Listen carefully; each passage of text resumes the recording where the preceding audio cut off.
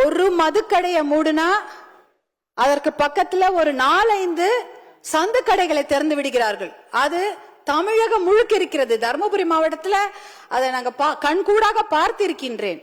நாங்கெல்லாம் வெறுத்து போயிருக்கிறோம்.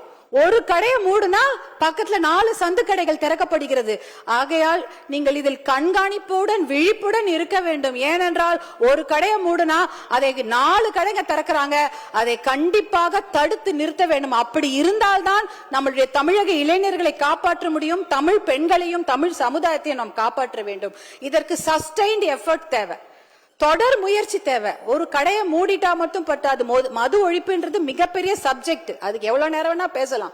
ஆனா அந்த ஒரு கடையை மூடுனா இன்னொரு கடை திறக்காம பார்த்து கொள்ள வேண்டும். அதற்கு விழிப்புடன் தொடர் முயற்சி தேவைப்படுகிறது. அதையும் நாங்க இந்த வேண்டுகோளாக இப்ப சொல்கின்றோம். அடுத்ததாக பாத்தீங்கன்னா, என்னை போன்ற பெண்கள் படிப்பதற்கும் கல்லூரிக்கு போவதற்கும் வேலைக்கு போவதற்கும் இது போல சட்டமன்றத்தில் பேசுவதற்கும் ஏன் ஓட்டுரிமை பெறுவதற்கு கூட எத்தனை நூற்றாண்டுகள் ஆகிவிட்டது. எத்தனையோ நூற்றாண்டுகள் அந்த மாதிரி பெண்கள் வெளியே வர முடியாத ஒரு நிலைமை. ஆனா இன்னைக்கு அதையெல்லாம் மீறி பெண்கள் வந்து சாதித்திருக்கிறார்கள். படிக்கிறாங்க, கல்லூரிக்கு போறாங்க, வேலைக்கு போறாங்க. இப்படி மாமன்றத்தில் வந்து பேசக்கூடிய அத்தனை விஷயங்களும் நடந்து கொண்டிருக்கிறது. ஆனால் இந்த போதை பழக்கம், மது பழக்கம் இருக்கும்போது எந்த பெண்களுக்கும் பாதுகாப்பில்லாத ஒரு நிலைமை. டாஸ்மாக் கடையை தாண்டும் போது ஒரு பெண்ணும் தலை குனிந்துதான் போவாங்க. ஏன் தெரியுங்களா? அந்த பக்கத்துல தலை நிமிந்து பார்த்தா யாராவது ஐ கான்டாக்ட் வந்துருச்சுன்னா என்ன மாதிரி விமர்சனங்களை தாங்க வேண்டுமோ, எப்படி கேலி பண்ணுவாங்களோ, யாராவது தப்பா சொல்லுவாங்களோ, பேசுவாங்களோன்னு பயந்து கொண்டு தலை குனிந்து போய் கொண்டிருப்பார்கள். இந்த பக்கம் அந்த பக்கம் பார்க்கவே மாட்டாங்க, அப்படியே போவாங்க. ஏன் இந்த நிலைமை?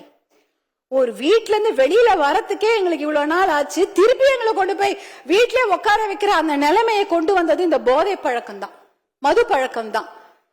இந்த கற்காலத்துக்கே எங்களை கூட்டிக் கொண்டு போய்விடுவார்களோ என்ற பயம். ஏனென்றால் இன்றைக்கு பெண்கள் பாதுகாப்பு மிகப்பெரிய கேள்விக்குறியாக இருக்கிறது. வெளியில படிக்கிறதுக்கு அனுப்புறதுக்கு பயம், ஹாஸ்டலுக்கு அனுப்புறதுக்கு பயம், வேலைக்கு வெளியூருக்கு அனுப்புறதுக்கு பயம். வேலைக்கு போன பொண்ணு பத்திரமா பேருந்துல இருந்து வீட்டுக்கு வருவாங்களா, இல்ல தொடர்வண்டி நிலையத்துல ஏதாவது நடக்குமா, பத்திரமா இரவு வீடு வந்து சேருவார்களா, இப்படி எதற்கு எடுத்தாலும் பயம் பயம் பயம்தான். ஏன்னா அந்த அளவுக்கு போதை பழக்கம், மது பழக்கம், இதனால் பெண்கள் பாதுகாப்பு மிகப்பெரிய அச்சுறுத்தலுக்கு ஆளாகி இருக்கிறது. இதை தடுப்பதற்காக சிங்கப்பெண் என்ற ஒரு தனி பிரிவை முதலமைச்சர் அவர்கள், மாண்புமிகு முதலமைச்சர் அவர்கள் ஏற்படுத்தி இருப்பதற்கு எங்களுடைய மனமார்ந்த நன்றியை தெரிவித்துக் கொள்கின்றோம்.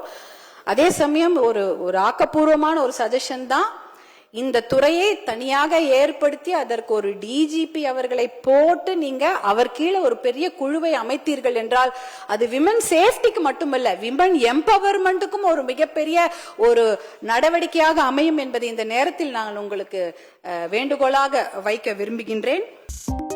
2.88 கோடிக்கும் அதிகமான மக்களின் உள்ளங்களை வென்ற தந்தி டிவியின் டிஜிட்டல் தளங்கள், 1.30 கோடி யூடியூப் சப்ஸ்கிரைபர்ஸ், 48 லட்சம் ஃபேஸ்புக் ஃபாலோவர்ஸ், 31 லட்சம் இன்ஸ்டாகிராம் ஃபாலோவர்ஸ், 23 லட்சம் எக்ஸ் ஃபாலோயர்ஸ், 11 லட்சம் தந்தி ஆப் டவுன்லோட்ஸ், 30 லட்சம் வெப்சைட் மந்த்லி ஆக்டிவ் யூசர்ஸ், 15 லட்சம் வாட்ஸ்அப் ஃபாலோவர்ஸ். அசுரபலம் கொண்ட எங்கள் டிஜிட்டல் கரங்களில் உங்கள் விளம்பரங்களை சேர்க்க வாட்ஸ்அப் பண்ணுங்க. 8939888838. Email advtv@dttv.in.